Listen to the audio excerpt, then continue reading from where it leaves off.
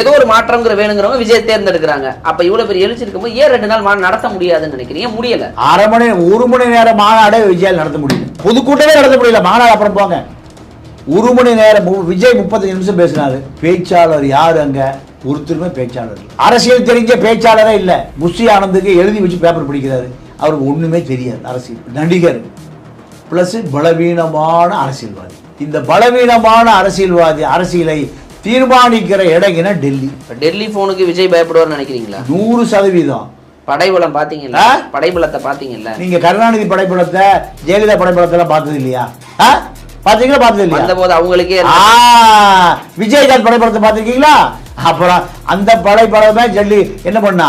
Juice புழிஞ்சு குடிச்சு ஏப்பம் விட்டுட்டான். இன்னைக்கு விஜய் என்னுடைய பிரதான கொள்கை மது ஒழிப்புன்னு ஒரு விஷயம் சொல்லியிருந்தா 1 மாசம் ஓடும்.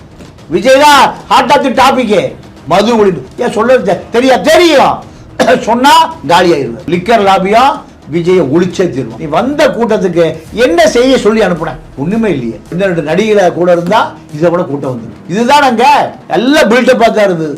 என்ன பில்டப்? எம்ஜிஆர் படம் பஞ்சாபை சேர்ந்த பல பவுன்சர்கள், ஏதோ நம்ம ரஷ்ய அதிபர் புட்டினுக்கு பேக் வச்சிருக்கிற மாதிரி ஒரு 4-5 பேர் பேக் வச்சிருக்காங்க. இதெல்லாம் எப்படி இருக்கு? சினிமா தரமா தான் இருக்கு.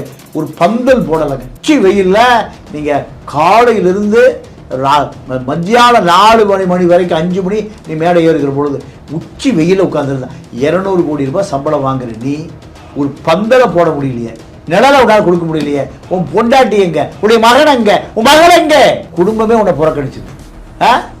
குடும்பத்தை நீ புறக்கணிச்சியா? இப்படி பல கேள்விகள் இருக்கு. அறம் நாடு நேயர்களுக்கு அன்பு வணக்கம். இன்று நம்மோடு இருந்திருப்பவர் மூத்த பத்திரிகையாளர் தமிழா பாண்டியன் அவர்கள். ஐயா வணக்கம். வணக்கம். விஜய் அவர்கள் தன்னுடைய கட்சியுடைய 2வது மாநில மாநாட்டை மதுரையில் வெற்றிகரமாக நடத்தி முடிச்சிருக்கிறாரு. விஜயை பார்ப்பதற்காக ஆர்ப்பரித்து வந்த கூட்டம், குடும்பம் வந்த கூட்டம் அப்படின்னு இந்த செய்தித்தாளை முழுவதுமாக செய்தி சேனல்களை ஆக்கிரமிச்சது விஜய் தான். அங்கே என்ன பேச போறாரு அப்படிங்கும்போது முதல் மாநாட்டில் சொன்னதையே திருப்பி தெரியப்படுத்திருக்கிறாரு. பாஜக கொள்கை எதிரி, இங்கே அரசியல் எதிரி திமுக அப்படின்னு மறுபடியும் சொல்லியிருக்காரு. மிஸ்டர் மோடி அப்படின்னு சொல்லி சில வார்த்தைகள், ஸ்டாலின் அங்கிள் அப்படின்னு சில வார்த்தைகள், அடிமை கூட்டணி அப்படின்னு அதிமுக, பாஜக திமுக அதிமுக 3ஐயும் எதிர்த்து விட்டார். கடைசியாக சீமானையும் விமர்சித்து விட்டு கடந்து செல்றார். தன்னுடைய அரசியல் நிலைப்பாட்டை சொல்றாரா அல்லது இன்னும் அழுத்தமாக தனி நபர் சார்ந்த இங்கே கொடுக்குற பிரச்சனைகளை அட்ரஸ் பண்ணியிருக்கலாமா? அவருடைய பேச்சில் என்ன தெரிகிறது? எப்படி பார்க்குறீங்க? இல்லை, இப்போ அடிப்படை என்ன விஷயம்னா, திமுக அதிமுக மீது வெறுப்பு கொண்ட வாக்காளர்கள் தான் சீமானுக்கு 40 லட்சம் வாக்கை செலுத்தினார்கள். சீமான் எப்படி தெரியும்? ஒரு சினிமாக்காரன், முன்னாள் சினிமாக்காரன். இந்த முன்னாள் சினிமாக்காரனுக்கு திராவிட இயக்கங்களின் மீது உள்ள வெறுப்பு, நீங்கள் தெருவில் படுத்து கிடந்த இந்த சீமானுக்கு எவ்வளோ வாக்கு? 40 லட்சம் வாக்கு. இப்போ அதே நிலைமை எப்படின்னா, இது 2009, இப்போ 2025, 15 வருடம் கழித்து அதே சூழல் தான். இப்போ என்ன சூழல்? தலைவர்களே இல்லாத ஒரு பெரிய தலைவர்களுக்கான ஒரு வறட்சி. தலைவனே இல்லை, நல்ல தலைவனே இல்லை. மக்கள், இளைஞர்கள், பெண்கள், ஆண்கள் திமுக அதிமுகவை பாஜகவை 3ஐயுமே எப்படி பார்க்குறான்? வெகுஜன எதிரியாக பார்க்குறான். முஸ்லீம் கிறிஸ்துவ தலித்துகள் பிஜேபிக்கு ஓட்டே போட மாட்டான். பிஜேபி யாரோடு சேர்ந்து அதிமுக கூட்டணியா அதுக்கு ஓட்டு போட மாட்டான். இப்படி ஒரு பெரிய செக்டர் இருக்கு. அதே போல திமுக எதிர்ப்பு என்பதுதான் தமிழ்நாட்டில் 75 ஆண்டு கால அரசியல். அதிமுக உருவானது திமுக இல்ல, அதிமுக மட்டும் இல்ல, வைகோ உருவானது, விஜயகாந்த் உருவானது, கட்சி எல்லாமே, சீமான் உருவானது, ராமதாஸ் உருவானது, எல்லாமே திமுக எதிர்ப்பு தான். இப்ப அதே நிலைமை தான் விஜய். நீங்க விஜய் வீட்டுக்கே போறான். விஜய் எங்க இருந்தாலும் அங்கேயே போய் 10% ஓட்ட போட போறான். இந்த இந்த இந்த பலவீனம், மக்களுடைய பலவீனம் விஜய்க்கு பலம். விஜய் அரசியலே பேசுவதில்லை. நீங்க இவ்வளவு பெரிய மாநாடுங்க, ஒரு 50,000 பேர் கூடியிருக்காங்க. 5 லட்சம் 10 லட்சம் 5 கோடி அதெல்லாம் போய் இந்த ட்ரோன் தானே அது. ட்ரோனை வச்சு நீங்க டிவியில் காமிச்சா அவ்வளோதான். தவிர அதிகபட்ச திமுக அதிமுக ரெக்கார்டு பிரேக்க 50,000 தான். திமுக அதிமுகவோட ஒரு பெரிய கட்சி இல்லை.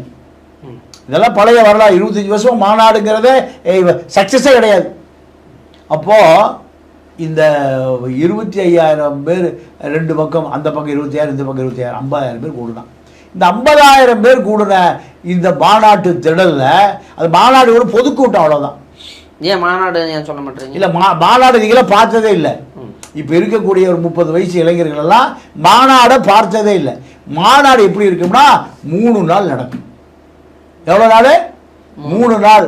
காலையில் 10 மணிக்கு ஆரம்பித்தா ராத்திரி 10 மணிக்கு முடியும். எல்லா இடத்துலையும் மழை பெஞ்சா உழுகாத அளவுக்கு பந்தல் போடப்பட்டிருக்கும். எத்தனை பேருக்கு? ஒரு 20,000 பேருக்கு பந்தல் போடப்பட்டிருக்கும். அதில் குடும்பமாக குழந்தை, குட்டி, பெட்ஷீட்டு, சமுக்காலம், சாப்பாடு எந்நேரம் கிடைக்கும், தண்ணி எந்நேரம் கிடைக்கும், கழிப்படை எந்நேரம் இருக்கும். எத்தனை பேருக்கு? ஒரு 20,000 பேர், 25,000 பேருக்கு. கருத்தரங்கம், பட்டிமன்றம், பேச்சாளர், திமுக இருக்கிற அத்தனை பேச்சாளர் பேசுவான். அதிமுக எம்ஜிஆர் மாநாடு மதுரையில் போட்டார். அதில் ஜெயலலிதா, வெள்ளிவேல், தங்கவேல் எல்லாம். அதில் அந்த மாநாடு 2 நாள் நடந்தது. இதுதான் மாநாடு. இதுக்கு பேர் என்ன பேர்? பொதுக்கூட்டம். இல்லை, இப்போ எம்ஜிஆர் அவர்கள் இருந்த காலகட்டம் சரி, திமுக மாநாடு நடத்தினாங்க. இப்போ விமர்சனம் என்னன்னா, அப்படியெல்லாம் மாநாடு நடத்தி அது போன்ற கட்சிகள் ஊழல் கட்சிகளாக மாறிட்டாங்க, அதற்கு மாற்று சக்தியாக விஜய் வரங்கிறார்.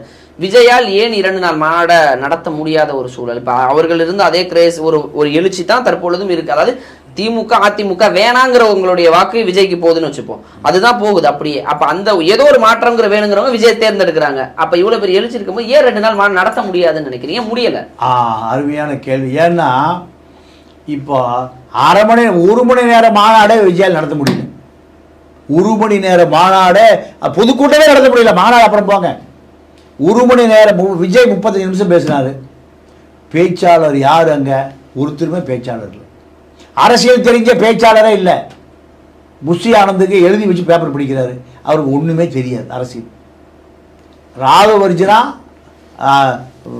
லாட்ரி மார்ட்டின் மருமக, இந்த தகுதி தவிர எதுவுமே இல்லை. ஐஆர்எஸ் அருண்ராஜ் அரசியல்வாதி அல்ல. அவர் அதிகாரியாக இருந்து விபத்தில் ஆனவர், அரசியல்வாதி ஆனவர். ஆளுக்கு 5 நிமிஷம் 3 நிமிஷம் பேசுகிறாங்க. விஜய் 35 நிமிஷம் பேசினார். 1 மணி நேரத்தில் அந்த பொதுக்கூட்டம் முடிஞ்சு போச்சு. திமுக அதிமுக பொதுக்கூட்டங்களே 3 மணி நேரம் நடக்கும். அதிமுக ஊழல் கட்சி தாங்க, ஆனால் கருத்தை மக்களுக்கு கொண்டு போய் சேர்க்கணுமா இல்லையா? இப்ப இன்னும் விவரிக்க வேண்டிய விஷயங்கள் நிறைய, அதை பண்ணல அப்படிங்கிற சொல்ல வரீங்களா? ஆமா.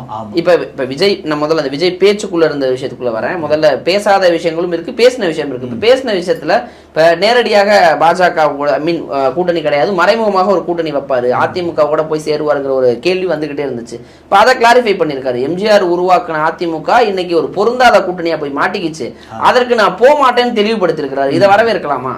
இல்ல, அவர் அங்கதான் போய் சேர போறாரு கடைசியா. ஏன்னா இவர் நடிகர் ப்ளஸ் பலவீனமான அரசியல்வாதி. இந்த பலவீனமான அரசியலை தீர்மானிக்கிற இடம்னா டெல்லி. டெல்லி போனுக்கு விஜய் பயப்படுவார் நினைக்கிறீங்களா? 100%. படைபலம் பாத்தீங்களா? படைபலத்தை பாத்தீங்கல்ல நீங்க? கருணாநிதி படைபலத்தை, ஜெயலலிதா படைபலத்தை எல்லாம் பார்த்தது இல்லையா? பாத்தீங்களா? பார்த்தது இல்லையா? அந்த போது அவங்களுக்கே விஜயகாந்த் படைபலத்தை பார்த்திருக்கீங்களா? அப்புறம் அந்த படைப்படமே ஜல்லி என்ன பண்ணா, ஜூஸ் புழிஞ்சு குடிச்சு ஏப்பம் விட்டுட்டான். இதுல யாருக்கு அரசியல் தெரியாது. இந்த வந்த அத்தனை கூட்டத்து 50,000 பேர் கூட்டத்துக்கு தமிழ் தேசியம்னா என்னன்னு விஜய்க்கே தெரியாது. நீங்க இன்னைக்கு விஜய் என்னுடைய பிரதான கொள்கை மது ஒழிப்புன்னு ஒரு விஷயம் சொல்லியிருந்தா 1 மாசம் ஓடும். விஜய் தான் ஹார்ட் ஆஃப் தி டாபிக். மது ஒழிப்பு ஏன் சொல்ல தெரியும், சொன்னா காலி ஆயிடுவார். அத்தனை கார்பரேட் லிக்கர் லாபியா விஜயை ஒழிச்சே தீர்வான். ரைட்டு, அது அது அது சொல்ல முடியாது. 2வது, நான் ஆட்சிக்கு வந்தால் இலவச அத்தனை எல்கேஜிலிருந்து கல்லூரி வரை இலவச கல்வி. இதுக்கு தான் ஆள் தேடுறான். திமுக காரன் பூரா கல்வி கொள்ளையா இருக்கான், அதிமுக பூரா காலேஜ் வச்சிருக்கான். இதுதான் ஆள் தேடுறான். உன்னை தேடுவது எதற்கு? டான்ஸ் ஆடு, சினிமாவில் டான்ஸ், கீர்த்தி சுரேஷோடைய திரிஷாவோட டான்ஸ் ஆடுறா, உன்னை தேடுறான். கல்வி இலவசம் இல்லை, மருத்துவ இலவசம் இல்லை, அரசே சாராய் விற்குது. எல்லா முறைகேடுகளுக்கும் ஏங்க அப்ப ஓடி ஓடி உழைக்கிறான்? பிள்ளைக்கு ஃபீஸ் கட்டணும் தான் உழைக்கிறேன். ஏன் குடும்பமே ஓடி உழைக்குது? ஆஸ்பத்திரிக்கு பணம் கட்டு தான் உழைக்குது. அடிப்படை வசதிகளையும் கல்வியையும் மருத்துவத்தையும் இலவசமாக தருவேன் நான் வந்தாங்கிற ஒரு சொல்ல முடியல. அதை பற்றியே பேசல. போன மாநாட்டில் பேசின பேப்பரை சோப்பில் வச்சிருந்து இப்போ பேசுறது இது யாரை ஏமாத்துறது? உன்னை விட சீமா மூச்சு முட்டை பேசுறாரு, காணாமல் போயிட்டாரு. இதே போல சீமானுக்கு 40 லட்சம் பேர் போனான். உனக்கு என்ன வாக்குன்னே தெரியல. ஆனால் சீமானுக்கு 15 வருஷம் எவ்வளோ வாக்கு? 45 லட்சம் 40 லட்சம் வாக்கு. அந்த சீமா என்ன ஆனாருன்னு தெரியல. விஜயகாந்த் வீட்டுக்கு கம்யூனிஸ்ட் தலைவராக போய் படுத்து கிடந்தான். கூட்டணி, மக்கள் நல கூட்டணி. விஜயகாந்த் தேமுதிக என்ன ஆச்சுன்னே தெரியல. இப்படி பல பேரை பார்த்தாச்சு. அப்போ உன்னுடைய கொள்கை என்ன? தமிழ்நாடு முழுக்க ஆட்சிக்கு வந்தா எல்லாருக்கும் அடிப்படை இலவச கல்வினா கல்வி திமுக அதிமுகவை சேர்ந்தவன் தான் கல்வி கொள்ளையனா இருக்கு. சரி, இப்போ அந்த கல்வி கொள்ளையர்களை எதிர்த்து நான் இப்போ என்ன மாற்றம் தரப்போறேங்கிறத சொல்ல தவற விஷயங்களை தவிர்த்து இந்த 2 கட்சிகளை தாண்டி நான் வர்றேன் அப்படின்னு ஒரு தனியாக வர்றேங்கிறாரு. அதாவது நான் கூட்டணிக்குள்ளே போல, எனக்கு மறைமுகமாக இவங்களுக்குள்ள எந்த டீலிங் கிடையாது, நான் தனியாக தான் வர்றேன், 234 தொகுதியிலையும் நான் வர்றேன் அப்படின்னு சொல்றாரு. எங்களோடு வர கட்சி வேணா வாங்கன்னு தான் சொல்றாரு. இவரை மீண்டும் தன்னை முதல்வர் வேட்பாளராக முன்னிறுத்துகிறார். தைரியமா நான் வர்றேன்னு சொல்றாரு. இப்போ இந்த நேரத்தில் விஜயோட இந்த துணிச்சலான முடிவு விஜய்க்கு சாதகமா பாதகம்? இல்லைங்க, அவர் நடிக்கிறாரு தான், சினிமாவில் நடிப்பதை போல நடிக்கிறாருங்கிறீங்க. ஆமாம், அவர் அதிமுகவோட அதிமுக வலிமையா பேசல. என்ன சொல்ற, சஸ்பென்ஸை பார்த்துட்டே இருக்காங்கிறாரு, கண்காணிச்சுட்டே இருக்கு. சஸ்பென்ஸோட இருங்க. என்ன அதிமுக போய் கூட்டணி சேர போறாருன்னு அர்த்தம். நான் கூட்டணி இல்லைங்கிறது சஸ்பென்ஸ் இல்லையா? இல்லையா? யாரோட கூட்டணி அதான் உறுதி முடிஞ்சு. சஸ்பென்ஸ் வச்சா ஏதோ ஒரு கதை இருக்கு. இல்லை, இப்போ அதிமுகவோடு விஜய் போய் சேர்ந்தா மாற்றை எதிர்பார்க்கிற இந்த மக்கள் விஜயை ஏற்றுப்பாங்களா? ஏன்னா இப்போ தனியாக நின்னா கூட ஒரு கூட்டம் நிச்சயமா திமுக அதிமுக வேணான்னு ஒரு ஓட்டை குத்துற மக்கள் இருக்காங்க, அதிருப்தி வாக்காளர்கள் இருக்காங்க. அதை டார்கெட் பண்ணும்போது அதிமுகவோடு சேர்ந்தா அது அரசியல் வாழ்க்கையை சரிச்சிருங்கிறது விஜய்க்கு தெரியும்ல. இல்லை, விஜயகாந்துக்கு தெரியலையே, வைகோவுக்கு தெரியலையே, ராமதாஸுக்கு தெரியலையே, ஏன் எல்லாத்துக்கும் தெரியாது? விஜய்க்கு அரசியலே தெரியாது. அரசியல் நீங்கள் அரசியல் என்பது நீங்கள் சாணக்கியங்கிட்டையும் பிளாட்டோட்டையும் அரிஸ்டாட்டிலையும் சாக்ரட்டிஸ்லையும் கற்றுக்க வேண்டியது. இப்போ அவர்களை போன்று இவரும் கூட்டணி போவார். சும்மா பம்மாத்து தான், இதெல்லாமே பம்மாத்து தான். இந்த கூட்டத்தை காமித்து பேரம் பேசுவதற்கு பயன்படுமே தவிர நீ அழுத்த திருத்தமா நீங்க போராடி முன்னேறுவ என்பதற்கான எந்த ஆதாரமும் இல்லை. ஏன் நீ நான் 2 திராவிட இயக்கத்துக்கு மாற்றாக திராவிட இயக்கங்களில் இருக்கக்கூடிய அடிப்படை விஷயங்களை நான் மீட்டெடுத்து விடுவேன் சொல்லக்கூடிய செம்பு திராணி 3 தாங்க இப்போ அடிப்படை தமிழ்நாட்டுக்கு. மதுவை ஒழிக்கணும், அனைவருக்கும் இலவச கல்வி, எவ்வளோ லஞ்சம் வாங்க மாட்டான், ஊழல் பண்ண மாட்டான், அனைவருக்கும் இலவச மருத்துவம் 3 மட்டும் சொன்னேன்னா குடும்பம் ஓட்டு போட்டுருவான். இது பூரா யார் அபகரிச்சு வச்சிருக்கா? அது 2 கட்சிகள் தாண்டி ஒரு பெரிய கார்பரேட் கார்பரேட் முதலைகளை திராவிட இயக்கம் தான் தமிழ்நாட்டில் கார்பரேட் முதலைகள் அவங்க தான். நீங்க ஜெகதரட்சகர் யாரு? ஒரு கார்பரேட் எங்க ஒழிச்சிருக்காரு? ஒரு கட்சியின் பின்னாடி ஒரு கட்சி பின்னாடி. அதை கலாநிதி மாறன் எங்க ஒழிச்சிருக்காரு? அவர் ஒரு கார்பரேட். ஏசி சண்முகம் எங்க ஒழிச்சிருக்காரு? பச்சைமுத்து எங்க ஒழிச்சிருக்காரு? எல்லாம் ஒரு கார்பரேட் போல எங்க ஒழிச்சிருக்கு? ஒரு அரசியல் கட்சி திராவிட இயக்கத்தில் ஒழிஞ்சிருக்கு. அதை ஒழிப்பதா பிரதான வேலை. இப்படி சொல்லக்கூடிய நீ எதை செய்வேன்னு சொன்னா மக்கள் சந்தோஷப்படுவோம். இல்ல, ஒருவேளை அவங்க ரொம்ப இது ஏர்லியா சொல்ல வேணாம்னு நினைக்கிறாங்களா, அல்லது தெளிவு இல்லாம சொல்லலையா? இல்லைங்க, தெரிஞ்சா தாங்க சொல்லுவீங்க. உங்களுக்கே தெரியலனா எப்படி சொல்லுவீங்க? பேசுற பேச்சாளர் ஏதாவது ஒருத்தர் பேசுனதா யாருக்கா புரிஞ்சுதான்? ஆதவர்ஜுனா பேசினாரு, அருண்ராஜ் பேசினாரு, புஷி ஆனந்த் பேசினாரு, ஏதாவது புரிஞ்சுதான்? பேப்பர் எழுதி வச்சு யாரோ 3 நாள் கொடுத்தது மனப்பாடம் பண்ணி பேசினார். இவரே பேப்பர் எழுதி வச்சு தான் பேசினார். அப்போது ஒரு கொள்கை என்பது எவ்வளோ பெரிய விஷயம். நீ வந்த கூட்டத்துக்கு என்ன செய்ய சொல்லி அனுப்புன? ஒன்றுமே இல்லையே. உன்னை பார்ப்பதற்கு உன்னுடைய கவர்ச்சி, இன்னும் 2 நடிகளை கூட இருந்தால் இதை கூட கூட்டம் வந்துருக்கும். இதுதான் அங்கே எல்லாம் பில்டப்பாக தான் இருந்தது. என்ன பில்டப்பு? எம்ஜிஆர் படம். பஞ்சாபை சேர்ந்த பல பவுன்சர்கள், ஏதோ நம்ம ரஷ்ய அதிபர் புட்டினுக்கு பேக் வச்சிருக்கிற மாதிரி ஒரு 4-5 பேர் பேக் வச்சிருக்கான். இதெல்லாம் எப்படி இருக்கு? சினிமா தரமாக தான் இருக்கு. ஒரு பந்தல் போடலைங்க.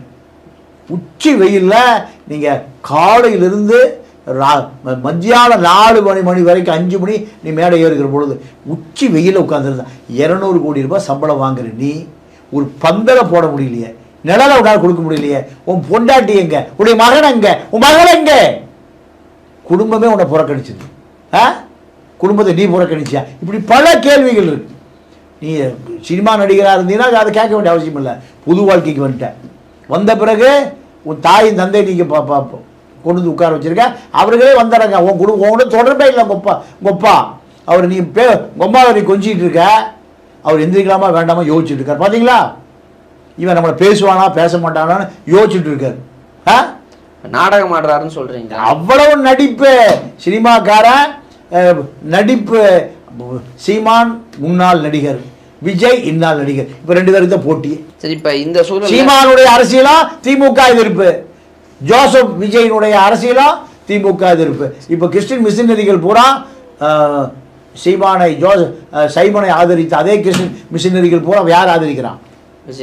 ஜோசப் விஜய் ஆதரிக்கிறான். அதனால பிஜேபி எதிர்ப்பை பதிவு செய்கிறாய். முஸ்லீம் ஆதரவு தளத்தை நீ போடுற வேஷம் பூரா இப்படி மிஷினரிகள் சொல்லுவதை இல்லை. இப்போ உங்களை போன்ற பல நபர்கள் விஜய் அரசியலுக்கு வந்தபோது இது பாஜகவுடைய ஒரு தூண்டுதலின் பெயரால் பாஜகவுடைய ஒரு துணையாகத்தான் தாவேக்கா வருதுன்னு. இப்போ இன்னைக்கு மிஸ்டர் மோடி அவர்களேன்னு சொல்லிட்டு மீண்டும் மீண்டும் பாஜகவை சுட்டி காட்டியே சில விஷயங்கள் பேசுறாரு. ஒரு அழுத்தமாக பேசாட்டியும் கச்சத்தீவை மீட்டு கொடுங்க, ஒரு டெம்ப்ளேட்டான ஒரு அரசியல் மீண்டும் மீண்டும் அதை பண்ணி கொடுங்கன்னு கேட்குறாரு. மோடி மோடி மோடின்னு சொல்லி இத்தனை முறை குரல் கொடுக்குறாரே, அவர் எப்படி ஒரு பாஜகவுடைய குரலை பார்க்க முடியும்? இல்லைங்க, அது மோடியா திமுக பேசாத மோடியா? எடப்பாடி பேசாத ரகசிய உறவு வச்சுக்கல. எடப்பாடி பேசாத மோடியா? சார், அரசியல்வாதி சொல்லுவது அத்தனையுமே உண்மைக்கு புறம்பா. கருணாநிதி பேசாத பொய்யா? அண்ணாதுரை பேசாத பொய்யா? எத்தனை பொய். அதே கருணாநிதி பிஜேபியோடு கூட்டு வைத்துக் கொண்டு RSS சமூக இயக்கம் பெரியார் இதான் சொல்லி கொடுத்தாரு. அப்ப பிஜேபி RSSக்கு எதிராக உருவாக்கப்பட்ட இயக்கம் தான் திராவிட இயக்கம், 6 இயக்கத்துக்கு எதிராக. ஆனால் அதே கருணாநிதி என்ன பண்ணாரு? பாஜக தூக்கி சுமந்தார். பல விஜய்களை பார்த்தாச்சு, பல சைமன்களை, பல சீமான்களை பார்த்தாச்சு. இப்போ விஜயை பொறுத்த வரைக்கும் எப்படியாவது இந்த திமுக மீது இருக்கிற வெறுப்பு, அந்த வாக்கு வங்கி. இப்போ சீமான திமுக சென்டர் டெல்லியில விஜயலட்சுமி வழக்குக்கு காவல்துறை தரப்புல மூத்த வழக்கறிஞர்கள் ஆஜராகல. யாரை காப்பாத்துறாங்க? அதனாலதான் சீமா விஜய் அடிக்கிறாரு. திமுக விட்ட செட்டில் ஆயிட்டாரா? திமுக ஏன் அங்க மூத்த வழக்கறிஞரை அனுப்பி தமிழ்நாடு அரசு கொடுத்த வழக்கு தானே அது. ஏன் வாய்தா வாங்கியிருக்கீங்க? ஏன் வழக்கறிஞர் ஆஜரானா சீமானுக்கு கன்விஷன் ஆகும்.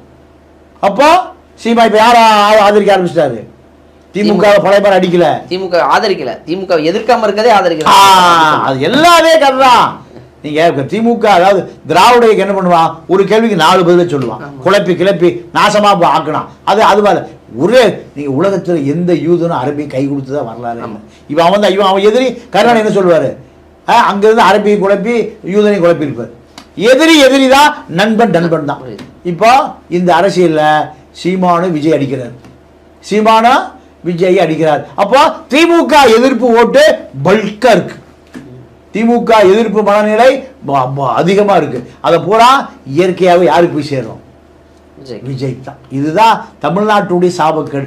தலைவர்களே தட்டுப்பாடான நிலைமையில அத்தனையும் வைகோக்கு போன மாதிரி, விஜயகாந்துக்கு போன மாதிரி, சீமானுக்கு போன மாதிரி இப்ப யாருக்கு போகுது? விஜய்க்கு போகும். இதுதான் இயற்கை. சும்மா படுத்துக்கிறதால சட்டையை யாரு கொண்டு போட்டு போவான்? விஜய்க்கு. இதுதான் இப்ப பொருந்தாத கூட்டணின்னு அதிமுக விட்டு வைக்காம கலாச்சாரம். இப்ப அதற்கு ஒரு எதிர்ப்பு, எதிர்வினையாக எடப்பாடி பழனிசாமி அவர்கள் பேசியிருக்கிறார். அவர் அறியாமையில பேசுறாரு அப்படின்னு கடந்து சென்றிருக்கார் ஒரு வார்த்தையில. எப்படி பாக்குறீங்க? இல்ல, அவருக்கு தெரியும் இவன் எங்க போனாலும் அப்படி தான் வருவாருன்னு. அதனால கடுமையா பேச வேண்டாம், எதிர்ப்புக்கு ஒரு பதில் சொல்லுவோன்னு. அதுவும் சாமர்த்தியமான ஒரு பதில். சரி, ஓகே, இப்ப எதுக்கு தோண்டிக்கிட்டு அதை அப்படி கடந்து போயிடலான்னு ஜஸ்ட் லைக் தட்னு விட்டு போறாரு. அவ்வளவுதான். அதுதான் இங்க எல்லாமே ஒரு அண்டர்ஸ்டாண்டிங் தான். நீங்க எம்ஜிஆர கருணாநிதி போய் பொட்டி கொடுத்துருவாங்க, அப்படி என்கிட்ட வாயாங்குவார்.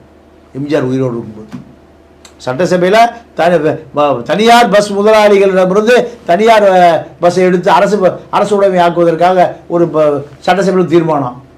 என்ன சொல்றாரு எம்ஜிஆர்? முதல் கருணாநிதி போய் பார்த்துட்டு 50 லட்சம் ரூபா கொண்டு போய் அந்த காலத்தில் KNB பழனிசாமின்னு சிதம்பரத்தினுடைய கொழுந்தியாவினுடைய கணவருடைய மாமனார் KNP பழனிசாமி முன்னாள் எம்எல்ஏ, 25 ஆண்டு காலம் திருப்பூர் நகராட்சிக்கு அவர் தான் சேர்மன். அவர் சிலையே இருக்கு. கருணாநிதி வீட்டில் 50 லட்ச ரூபா ஒன்று கொடுத்துட்டு வந்தார். அவர் தனியார் பஸ் முதலாளி. இப்படித்தான் அரசியல். தமிழை பூரா இழிச்ச வாயன், ஈஸியாக தலையில் மிளகா அரைக்கலாம். முட்டாப்பைய, மூடன், குவார்ட்டருக்கு கோழி பிரியாணி, காக்கா பிரியாணிக்கும் ஓல்டு பங்கு சிவாஸுக்கும் ஓட்டு போடுற பையனை திராவிட இயக்கம் முடிவு பண்ணி வச்சிருக்கான். இப்போ திராவிட இயக்கத்தின் மீது விருப்பு. சீமானுக்கு 40 லட்சம் ஓட்டு போச்சு. இப்போ விஜய்க்கு 60 லட்சம் ஓட்டு போக போகுது. சரி, இப்போ விஜய்க்கு 60 லட்சம் ஓட்டு போகுது. நீங்கள் சொல்வது போல் அதிமுகவுடன் சேராமல் விஜய் தனித்துங்கிற ஒரு பாதையை தேர்ந்தெடுத்தால் நிலைமை யாருக்கு சாதகம்? திமுக அதிமுக இரண்டும் பேலன்ஸ் ஆகி மயிரிழையில் அதிமுக ஆட்சி அமைக்கும். அதுதான் நடக்கும்ங்கிறீங்க. ஒரு தொங்குக்கான வாய்ப்பு இருக்கா? வாய்ப்பு இல்லை. சரிங்க, பொறுத்திருந்து பார்ப்போம். விஜயோடைய இந்த 35 நிமிட பேச்சு ஒரு கவரும்படியாக இருந்தாலும் கருத்துக்களாக இல்லை அப்படின்னு நீங்க சொல்றீங்க.